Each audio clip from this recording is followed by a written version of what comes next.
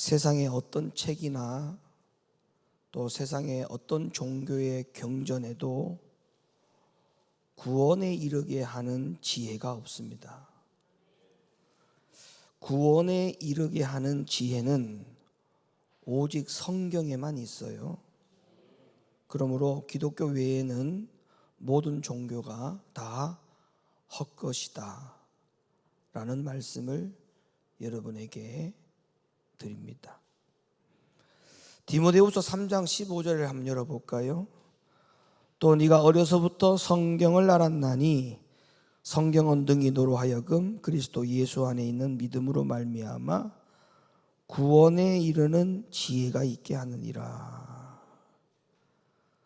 그러니까 구원에 이르게 하는 지혜를 어디서부터 우리가 얻을 수 있느냐 하면 하나님의 말씀이 기록되어 있는 성경을 통해서 구원에 이르는 지혜를 얻을 수 있다, 이렇게 말씀을 하고 있어요. 그러면 성경은 구원에 이르도록 하는 지혜를 주는 책인데, 그러면 성경을 가지고 말을 할 때에 구원이 빠지고 말을 할 수가 있어야 되느냐? 그럴 수 없습니다. 성경이 구원에 이르는 지혜를 주는 책인데 성경을 가지고 말을 할 때 구원을 빼고 말을 한다면 그건 잘못 가르치는 거죠. 잘못 가르치는 거죠. 제가 늘 말씀을 드리는 부분이지만 목회자에게 가장 중요한 게 뭐냐? 올바른 구원론을 깨닫고 올바른 구원론을 전하는 것이 이게 목회자에게 가장 중요한 것이고, 이것에 대해서는 목숨을 걸어야 돼요. 목숨을 걸어야 돼요. 목회자에게 이러한 양심을 지키지 아니한다면 목회자에게는 모든 양심이 다 뺏어간 것이다. 그 양심이 모두 다 사라진 것이다. 이렇게 말씀드릴 수 있어요. 그러니까 목회자가 양심 지키는 것은 가장 중요한 게 뭐냐? 구원론을 정확하게 깨닫고 구원론을 정확하게 전하는 이 양심을 목회자가 지키지 아니하면 그 목회자에게는 모든 양심을 다 잃어버린 것이나 다름이 없어요. 그러니까 목회자에게 가장 중요한 게 뭐냐? 올바른 구원론이 깨달아지지 않으면 안 되는 거예요. 올바른 구원론을 깨닫고 올바른 구원론을 가르치는 것이 가장 중요한 것입니다. 이 때문에 바울이 이렇게 말을 했어요. 갈라디아 1장 8절. 그러나 우리나 혹 하늘로부터 온 천사라도 우리가 너희에게 전한 복음 외에 다른 복음을 전하면 저주를 받을지어다. 우리가 전에 말하였거니와 내가 지금 다시 말하노니 만일 누구든지 너희의 받은 것 외에 다른 복음을 전하면 저주를 받을지어다. 여러분 잘 들어주세요. 어떤 구원론을 가졌느냐에 따라서 성도들의 질과 교회의 질이 결정납니다. 구원론이 약한 교회는요, 아무리 교회가 규모가 크고 사람들이 막 떼거지로 모인다 할지라도 그 교회는 약해져 있는 교회입니다. 구원론이 약해지면 교인들도 약해져요. 사람 많이 모이는 거하고는 관계없어요.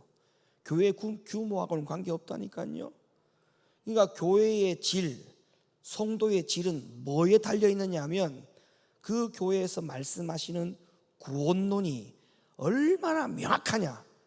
명확한 구원론에 따라서 성도들과 교회의 질이 천차만별입니다. 이것이 목회자와 성도들 대다수의 영혼의 운명을 좌우할 문제이기 때문에, 이 때문에 저는 구원론이 우리 교회의 모든 것에 최우선이 되어야 된다고 저는 믿어요. 그러니까 교회를 선택할 때도요, 교회 선택의 최우선의 기준이 집 가까운 데가 되면 안 돼. 집이 아무리 바로 앞에 있어도 구원론이 없으면 그 교회를 다니면 안 되는 거예요. 근데 그런 것에 대한 인지가 없다니까요. 그냥 구원론이 뭐 약하든 강하든 그게 관계없이 집 가까우면 장땡인 거야. 큰일 납니다, 여러분. 교회 선택을 할 때도요, 구원론이 있느냐 없느냐, 구원이 어떠하냐, 명확하냐, 이걸 가지고 선택을 해야 되는 거예요, 교회를. 그러한 뜻과 의미에서 제가 오늘도 이 주일 2부 예배 시간에 여러분들과 나눌 말씀이 구원론에 대한 이야기입니다. 성경에 십자가 강도에 대한 사건이 나옵니다. 근데 이제 우리가 성경에 보면 뭐 양과 염소의 비유라든지 잃어버린 것에 대한 비유라든지 비유들을 많이 말씀을 하셨는데, 사실은 그 비유들이 거의 다가 마태, 마가, 누가복음에서는 표현이 되어 있지만 요한복음에서까지 표현되지 않는 그 예화가 비유가 굉장히 많이 있어요. 그런데 유독 이 십자가 강도 사건만 사복음서에 다 나옵니다. 아시겠습니까? 십자가 강도의 사건만 유독 마태, 마가, 누가, 요한복음에 다 나와요.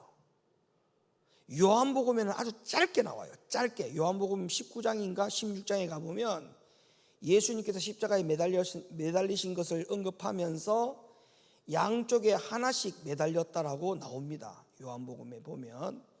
그러니까 십자가 강도에 대한 사건이 마태, 마가, 누가, 요한복음까지 사복음서에 전체 언급되어 있는 것이 이 십자가 강도 사건인데요, 이 십자가 강도의 사건 가운데의 구원론은 핵심입니다. 핵심이에요. 특히 구원파적인 거짓 구원론에 쏟고 있는 사람들이 들고 나오는 그 예화가 바로 이 십자가의 강도입니다. 십자가의 강도. 그리고 많은 사람들이 구원론에 대해서 혼돈하고 있는 사건이 이 십자가 강도 사건입니다. 예를 들면 그런 거예요. 목사님, 우리가 신앙생활 이렇게까지 할 필요가 있나요? 왜요? 그럼 거기에 대한 답이 뭐냐? 십자가의 강도를 보세요. 죽기 전에 주님 영접했어요. 그리고 너와 함께 낙원에 있으리라 라고 구원을 약속해 주셨잖아요. 그러니까 저도 좀 이렇게 시간도 좀 할애를 잘하고 세상 가운데 살면서 좀 이렇게 즐기다가 십자가 강도처럼 죽기 전에 숨이 꼴딱꼴딱 넘어가기 직전에 목사님 오시라 해서 신방 받아갖고 영접기도 시켜서 그냥 죽으면은 구원받지 않을까요? 이렇게 이제 혼돈하는 거예요. 혼돈하는 거예요. 이 십자가 사건 때문에 구원론이 명확하지 못한 성도들이 꽤 많습니다. 그래서 저는 오늘 서두의 말씀에 이어서 교회와 목회자는 뭐니 해도 구원론이 명확해야 된다. 그래야 성도의 질이나 교회의 질이 구원론에 달려있다. 제가 그렇게 말씀을 드린 것처럼 이 십자가 강도 사건의 구원은 우리의 신앙생활에 있어서 굉장히 중요하다. 그래서 오늘 이 말씀을 전하려고 하는 거예요. 자, 이 십자가의 강도의 사건을 보면 예수님 옆에 십자가에 달린 강도가 낙원을 갑니다. 예수님의 십자가 오른편과 왼편에 각각 매달린 강도가 등장을 하죠. 그런데 우리가 이걸 알아야 돼요. 낙원에 간 강도는 어느 편인가? 그 성경에 없어요. 성경에는 누가복음에 보니까 이제 이 편과 다른 한 편이라는 강도는 있지만 오른편 왼편이라고 하는 명확하게 말하지 않습니다. 근데 이제 매달린 것은 오른편과 왼편에 매달렸다고 성경에 나와요. 근데 낙원에 들어간 강도가 왼편입니까 오른편입니까 물어보면 거기에 대한 답은 없지만 어느 한편의 강도가 갔어요. 우리가 거기까지는 우리가 구분할 줄 알아야 됩니다. 그러니까 이제 예수님 옆에 십자가에 달린 강도가 낙원을 갔어요. 근데 이제 그가 한 게 뭐였어요? 그가 한 게 아무것도 행한 건 없어요. 맞죠? 행한 것은 없어. 근데 입으로 고백하는 것만 가지고 낙원에 갔어요. 그렇기 때문에 믿기만 하면 말씀대로 살지 않아도 행함이 없어도 천국에 가지 않느냐. 이 십자가의 강도 사건을 가지고 구원론에 대해서 그렇게 착각하는 사람들이 이 이유 때문에 착각을 하는 겁니다. 여러분, 이렇게 믿고 신앙생활을 잘하고 있다라고 생각을 하거나, 그리고 십자가의 강도가 그 강도의 구원론을 나의 구원론으로 적용을 해서 똑같이 생각을 한다면 그 사람은 회개할 기회가 차단이 된 채로 그냥 착각 속에 살다가 결국에는 지옥 갑니다. 십자가 강도의 구원과 우리의 강도가 일반이다라고 생각하면 큰 착오를 일으키는 거예요. 그리고 또 하나는 십자가의 강도가 그렇게 간단하게 쉽게 얻은 구원이 결코 아니다라고 하는 것을 제가 오늘 성경을 통해서 여러분에게 증명해 보일 테니까, 오늘 이 십자가의 강도가 그렇게 하찮은 강도고 아주 그냥 간단한 강도였느냐, 간단한 구원이었느냐, 결코 그렇지 않다라고 하는 증명을 제가 오늘 성경을 통해서 여러분에게 설명을 해드리려고 하는 겁니다. 또 어떤 사람은 십자가 강도의 사건을 통해서 어떤 사람들은 강도가 어떤 구원을 받았을까요? 이렇게 물어보면 목사님 부끄러운 구원 받았습니다 이렇게 얘기합니다. 사람 환장합니다. 왜냐하면 부끄러운 구원이라고 하는 단어가 없어요, 성경에. 부끄러운 구원이라고 하는 것을 하나님이 우리에게 그런 구원이 있다라고 말씀해 준 사실이 없어요. 근데 이제 십자가 강도의 구원이 부끄러운 구원이래. 왜 부끄러운 구원입니까? 이렇게 물어보면 할 일은 하지 않았잖아. 행한 일은 없잖아. 행한 일은 없고 죽기 전에 주님을 시인하고 낙원에 간 거니까 구원을 안 받았다라고 할 수는 없겠고, 구원을 받기는 받았으나 좀 남들보다는 행한 것이 없고 하니까, 그래서 적정한 표현이 부끄러운 구원을 받지 않았을까 이렇게 말을 하는데 성경에 없는 이야기죠. 성경에는 오히려 부끄러움을 당하지 말라 했어요. 근데 부끄러운 구원을 받으면 돼요? 부끄러움을 당하지 말아야 했는데 오히려 로마서 10장 11절 봐봐요. 성경에 이르되 누구든지 저를 믿는 자는 부끄러움을 당하지 아니하리라 하니. 분명히 성경에서 우리에게 오히려 부끄러움을 당하지 말아야 했는데 부끄러운 구원이 웬 말입니까? 그런 단어가 성경에 없어요. 그렇다면 십자가의 강도의 구원은 도대체 어떤 구원인가? 여기에 대해서 말씀을 드릴 테니까, 그리고 그 십자가의 강도의 구원과 나의 구원을 비교해 볼 때 십자가 강도가 받은 구원이 나보다 하찮은 강도의 구원인지를 한번 따져보자고요. 여러분, 십자가 강도는 말씀대로 살거나 하는 행함은 없었던 것은 맞습니다. 막 말씀대로 살고자 하는 행함을 가지고 구원받은 것은 아니거든요. 근데 야고보는 뭐라고 말했습니까? 야고보가 야고보서를 기록하면서 행함이 없는 그 믿음은 죽은 믿음이라 했어요. 그러니까 야고보의 믿음의 기준에서 보면 십자가 강도의 믿음은 믿음이 아닌 겁니다. 믿음이 아닌 거예요. 행한 게 없는데요. 근데 어떻게 구원받을 수 있단 말이야? 이렇게 헷갈리는 거죠. 자, 구원의 필수 조건은 행하는 것만 있으면 되느냐? 아니에요.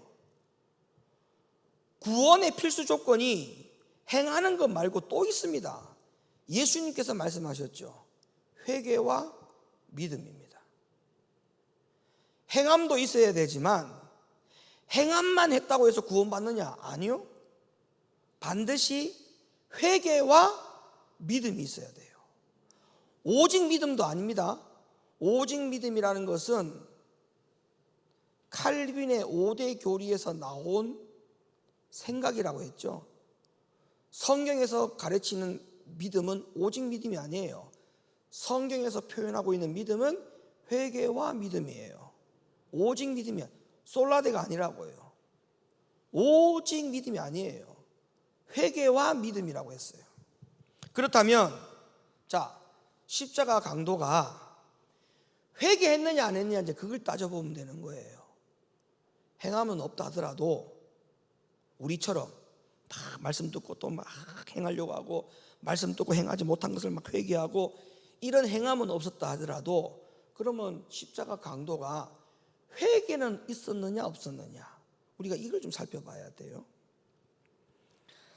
자, 먼저 십자가 강도가 회개했다는 결론에 대해서는 다른 이견은 없을 겁니다. 회개를 했어요. 십자가 강도가 회개를 했어요. 하지만 십자가 강도의 회개가 어떤 회개였느냐 또 이렇게 관심을 가질 수가 있어요. 어떤 회개였느냐, 이 문제는 꼭 짚고 넘어가야 되는 문제입니다. 어떤 분들은 그럽니다. 십자가 강도의 회개는 시간적인 개념으로 보면 예수 믿은 지도 얼마 안 됐기 때문에 죽기 직전에 회개한 거니까 나도 20년 30년 꾸준하게 교회를 다녔지만 믿음이 좋지 못해서 십자가 강도보다는 그래도 낫지 않겠냐 이렇게 생각할 수가 있어요. 십자가 강도의 회개와 나의 회개를 비교해 보면 나는 이 30년 동안 회개해도 잘 안 되고 있는데 십자가 강도는 죽기 전에 예수를 영접해서 회개했다고 치더라도 시간적으로 너무 짧으니까 내 회개가 더 낫지 않느냐 이렇게 생각하는 거예요. 그러니까 십자가 강도도 만약에 저런 회개를 가지고 구원받은 거라면 내가 구원 못 받을 리가 없다. 나는 반드시 받는다. 십자가 강도도 구원받았다면 내가 못 받을 일이 없지. 그래, 좀 더 자자, 좀 더 놀자, 시간은 많이 있다. 이렇게 비교하는 거죠. 자, 지금까지 제가 드린 모든 의혹들을 이제 풀어드려야 되죠. 먼저 십자가 강도 사건에 대해서 시간적인 개념을 먼저 구분할 필요가 있습니다. 무슨 말이냐면 십자가 강도 사건이 마태복음, 마가복음, 누가복음, 요한복음에 다 나온다고 했죠. 그런데 요한복음은 예수님을 주제로 했기 때문에 예수님 십자가 양쪽에 매달린 강도를 잠깐 언급을 한 것이니까 그거는 예외로 두고 마태복음, 마가복음, 누가복음에 나오는 십자가 강도의 사건의 시간적인 개념이 달라요.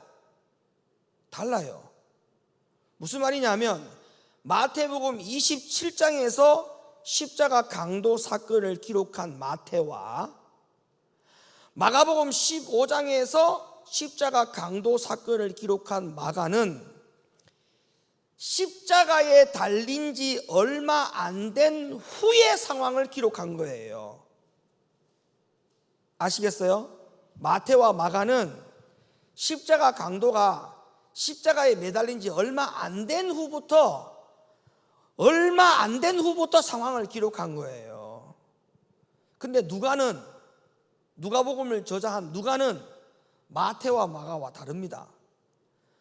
누가복음 23장 29절 이하에 나오는 이 십자가 강도 사건을 기록한 누가는 십자가에 달린 지 오랜 시간이 흐른 것을 기록한 거예요. 그리고 이제 운명이 얼마 남지 않는 시점에서 기록이 된 것이기 때문에 이 차이를 이해를 해야 됩니다. 그러니까 십자가 강도 사건에 대한 구원론을 공부하려면 마태복음과 마가복음을 보면 안 되고 어디를 봐야 된다는 결론이죠? 누가복음을 봐야 돼요. 누가복음을. 그 다음에 마태와 마가의 증언에 따르면 처음에는 두 강도 모두 다 예수님을 저주하고 비방하고 욕을 했어요. 오른편 강도든 왼편 강도든 간에 두 강도 모두 다 십자가의 중앙에 매달려 있는 예수를 둘 다 비방했다라고 이야기하고 있어요. 자, 마태복음 27장 43절. 저가 하나님을 신뢰하니 하나님이 저를 기뻐하시면 이제 구원하실지라. 제 말이 나는 하나님의 아들이라 하였도다 하며 함께 십자가에 못 박힌 강도들도 이와 같이 욕하더라. 그러니까 강도들이랬잖아요. 강도들, 양쪽의 모든 강도들이 예수님 십자가에 못 박힌 것에 대해서 욕을 한 거예요. 또 마가복음에 볼까요? 마가복음 15장.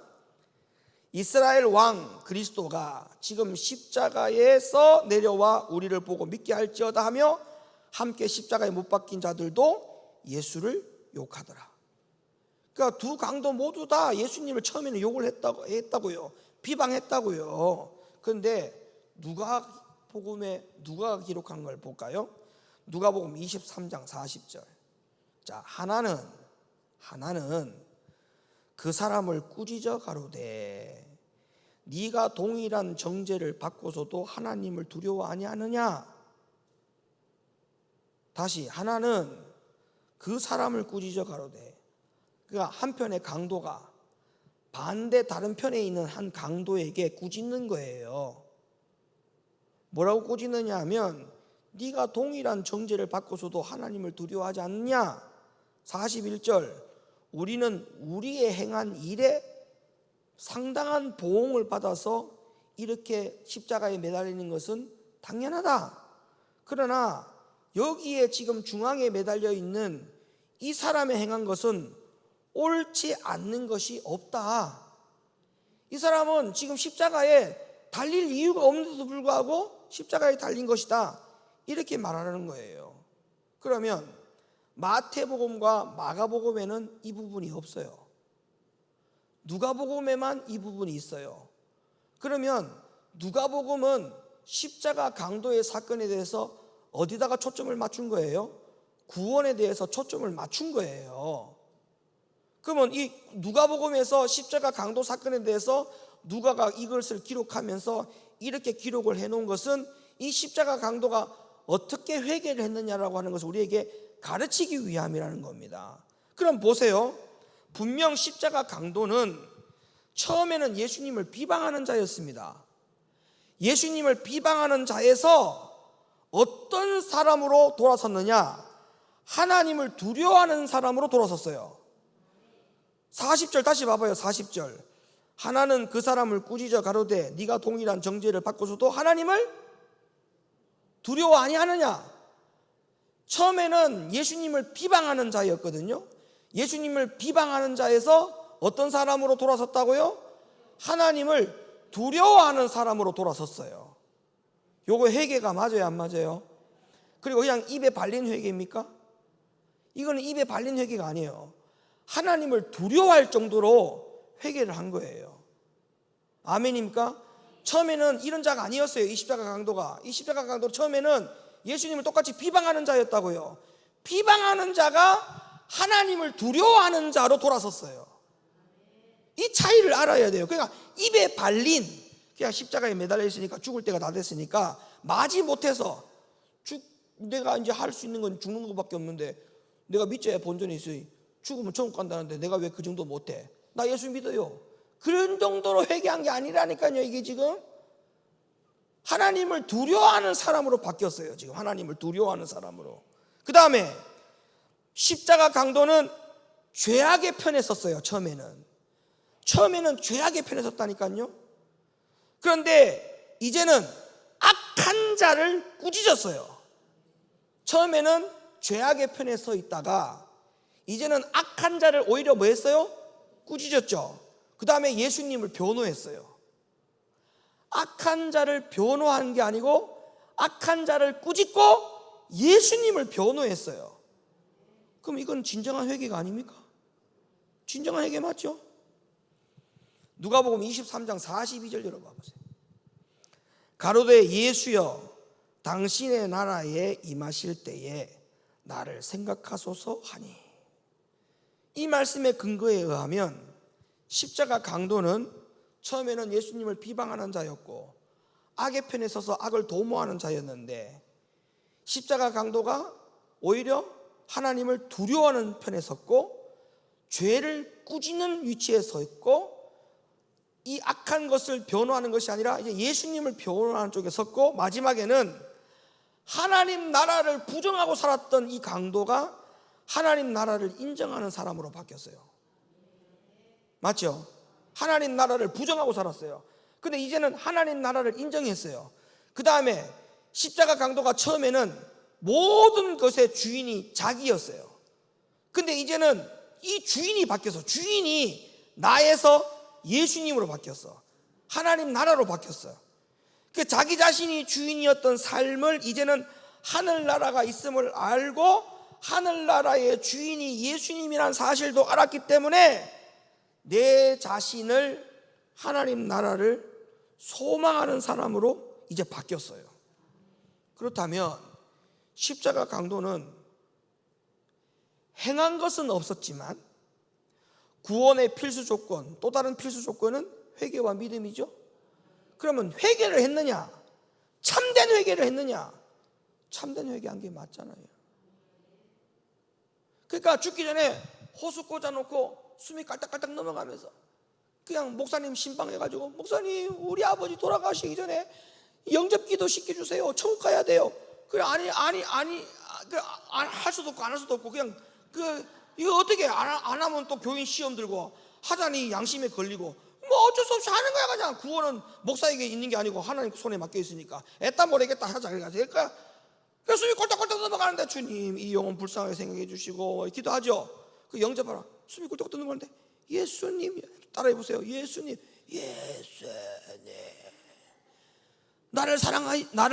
예수님 사랑합니다. 사랑합니다. 그래가지고 운명하셨는데 천국 갔다라고. 여러분, 십자가 강도가 그런 구원을 받은 게 아니에요. 그러니까 제발 십자가 강도의 구원을 가지고 그렇게 적용을 하면 절대 안 되는 겁니다, 여러분. 모든 게 다 바뀌었어요. 생각도 바뀌고 마음도 바뀌었다니까요. 진짜 운명하기 전에 참된 회개를 해야 진짜 하나님이 그 영혼 받으십니다. 지금 이 강도처럼, 예수님을 비방하는 자에서 하나님을 두려워하는 자로 돌아서고, 죄악의 편에 섰다가 악한 자를 오히려 꾸짖고 예수님을 변호하는 자리에 섰고, 하나님 나라를 부정하고 살았던 십자가 강도가 하나님 나라를 인정했어요. 그리고 주인이 내가 아니라 하나님이 주인이고 예수님이 주인이라는 것을 고백했어요. 이 정도가 참된 회개입니다. 십자가 강도는 이런 회개를 한 거예요.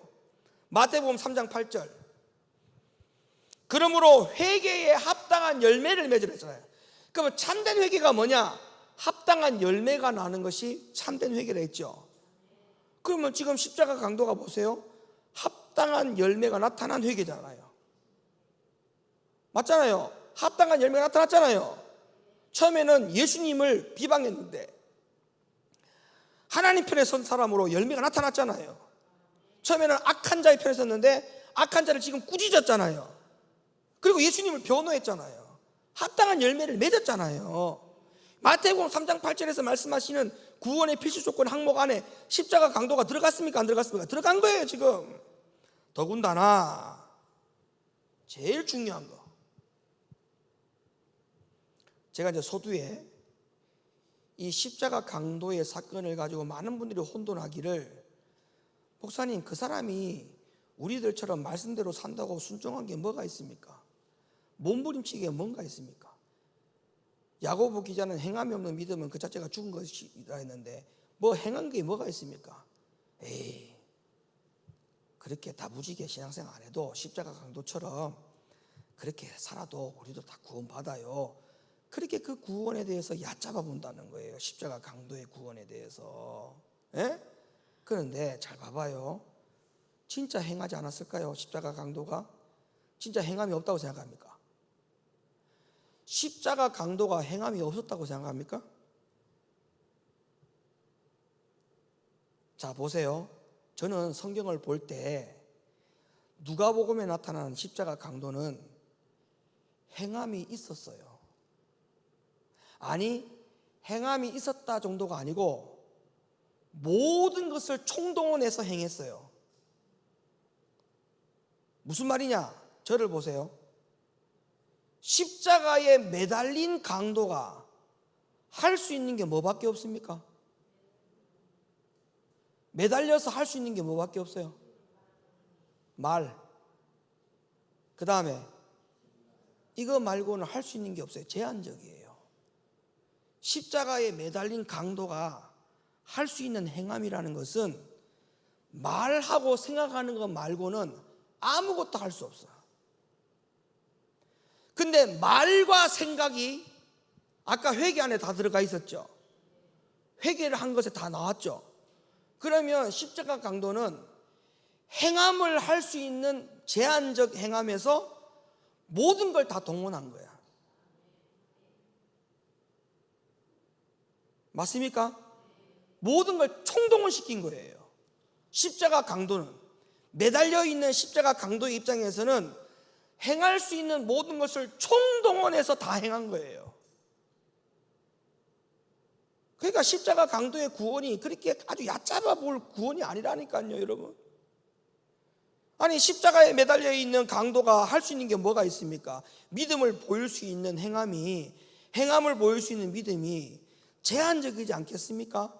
그러나 믿음의 행함을 볼 수 있는, 생각하고 말하는 것 외에는 다른 방법이 없어요. 그런데 생각과 말이 바뀐 것이면 십자가 강도가 할 수 있었던 행함에 있는 믿음은 다 한 거예요. 전체를 다 쏟아 부은 거예요. 그런데 이 십자가 강도에 대해서 행한 것이 하나도 없다라고 말하는 것은 그건 오해한 겁니다. 성경을 오해한 거예요. 오해하는 거예요. 자, 예수님께서는 이러한 강도의 회개와 믿음을 보신 거예요. 그리고 다음 말씀처럼 예수님은 십자가 강도에 대해서 이렇게 말합니다. 누가복음 23장 43절, 예수께서 이르시되 내가 진실로 네게 이르노니 오늘 네가 나와 함께 낙원에 있으리라 하시니라. 십자가 강도는 십자가에 매달려서 예수님을 영접했어요. 십자가에 매달려서부터 예수님을 영접했어요. 예수님을 언제부터 믿게 됐느냐? 십자가에 매달리고 나서부터 영접했고 믿기 시작한 거예요. 그리고 십자가에 매달린 상태에서부터 그가 할 수 있는 모든 것을 총동원해서 행한 거예요. 여기까지 이해되시면 아멘. 총동원한 거예요. 총동원. 자기가 믿는 그 순간부터 총동원한 거예요. 이에 반해 우리는 십자가 강도보다도 훨씬 오래전부터 믿었어요. 우리는 오래전부터 십자가 강도보다도 훨씬 더 오래전부터 예수 믿었어요. 오히려 얕잡아 보려면 십자가 강도가 우리를 얕잡아 봐야지 우리가 십자가 강도를 얕잡아 볼 때가 아닙니다. 지금 어떻게 믿어야 되겠습니까? 그러면 십자가 강도가 십자가에 매달린 그부터 예수님을 믿었는데 우리는 그 전에 지금 예수를 믿고 있잖아요. 20년, 30년, 40년 예수 믿고 있잖아요. 그럼 우리는 어떻게 신앙생활 해야 돼요? 십자가 강도처럼 마지막 임종 전에 십자가 강도처럼 고백하겠다고요? 죄송하지만 이미 믿고 있는 분들은 해당 사항이 안 돼요. 여기에. 자, 왜 해당 사항이 안 되느냐?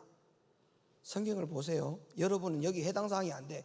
여러분 중에 내가 십자가 강도처럼 구원받겠다라고 하면 여러분 해당 사항이 안 된다니까. 자, 제가 왜 해당 사항이 안 되는지 성경을 찾아드릴게요. 고린도서 13장 봐봐요. 내가 어렸을 때는 말하는 것이 어린아이와 같고 깨닫는 것이 어린아이와 같고 생각하는 것이 어린아이가 같다가 장성한 사람이 되어서는 어린아이의 일을 어떻게 한다? 그럼 여러분들은 여기에 해당돼요? 안 해야 돼? 여기 해당되죠 지금? 여기에 해당되죠? 십자가 강도에 해당되면 안 돼요. 지금 여러분들이 해당되는 건 여기에 해당되는 거야 지금. 또 여러분이 해당 사항이 안 돼요. 히브리 5장 13절 대저 젖을 먹는 자마다 어린아이니 의의 말씀을 경험하지 못하는 자요. 지금 여러분들이 지금 젖먹는 나이가 아니잖아요, 영적으로. 근데 어떻게 강도로 돌아가요? 에베소 4장 14절 말씀. 이는 우리가 이제부터 어린아이가 되지 아니하여 사람의 괴술과 간사한 유혹에 빠져 모든 교훈의 풍조에 밀려 요동치 않게 하려 함이라. 그러니까 강도의 사건으로 돌아가겠다라고 하는 것은 간사한 유혹에 빠진 거예요. 신앙생활을 쉽게 가고 싶다는 거거든. 근데 십자가 사건의 강도의 사건도 보니까 그게 쉬운 사건이 아니에요. 그게 그 구원이 쉬운 구원이 아니었다니까. 모든 걸 총동원하는 구원이었어요. 마태복음 5장 20절, 내가 너희에게 이르노니 너희의 의가 서기관과 바리새인보다 더 낫지 못하면 결단코 천국에 들어가지 못한다. 자, 여기 뭐가 중요해요? 너희의 의가 누구보다 더 낫지 못하면. 이게 무슨 말이에요? 그 당시에 서기관과 바리새인들은 겉의 의를 갖추는 것으로 다 된다라고 생각했어요. 근데 예수님께서는 그 의를 이루면 되는 것이 아니고 너희의 속에 있는 의를 이루어야 된다. 너희의 의가 이 서기관과 바리새인들보다 더 나은 의, 속을 갖추지 못하면 하나님 나라 못 간다. 그러면 여러분들이 쉽게 십자가 강도 사건의 구원으로 가겠다라고 하는 그 자체가, 그 의가 서기관과 바리새인보다 나은 의가 아닙니다. 그래서 해당 사항이 안 돼요. 그러니까 여러분들이 십자가 강도 사건처럼 해당 사항이 되려면 한 가지 방법은 있어. 어떻게? 죽었다가 다시 태어나. 그리고 태어날 때 시점을 2000년 전으로 가야 돼. 태어날 때 다시 이 시대에 태어나면 안 돼. 예수님 오시기 직전에 태어나야 돼. 여러분들이 태어나서 30년 40년 살다가 예수님께서 십자가에 매달릴 때 같이 옆에 낀 게 있어야 돼. 그러면 여러분들이 가능해. 그 십자가 강도의 구원이. 근데 지금으로서는 죽었다 깨어나도 안 돼. 방법이 없어요. 이 말씀들 때문에. 그러니까 여러분, 십자가 강도 사건의 구원조차도 쉽고 간단한 구원이 아니었습니다. 전부를 거는 구원이었어요. 전부를 거는 구원. 그러면 그 전에 이미 믿고 있는 우리의 구원도 전부를 다 걸어야 돼요. 행함, 참된 회개, 합당한 열매, 이 세 가지가 갖춰지지 않으면 천국 못 갑니다. 여러분, 그 나라 가기 위해서는 의를 세워야 돼요. 의를 세워야 돼. 저와 여러분이 세워야 될 의는 믿음의 의, 행함의 의, 회개의 의, 합당한 열매의 의. 십자가 강도도 행함의 의, 회개의 의, 합당한 열매의 의 다 갖췄어요. 근데 우리가 어떻게 할 수가 있어요? 행해야 됩니다. 아멘. 참된 회개, 합당한 열매, 이거를 반드시 갖추어서 십자가 강도의 구원 같이 우리도 똑같은 구원을 이루어 가야 돼요. 행함, 회개, 열매. 기도합시다.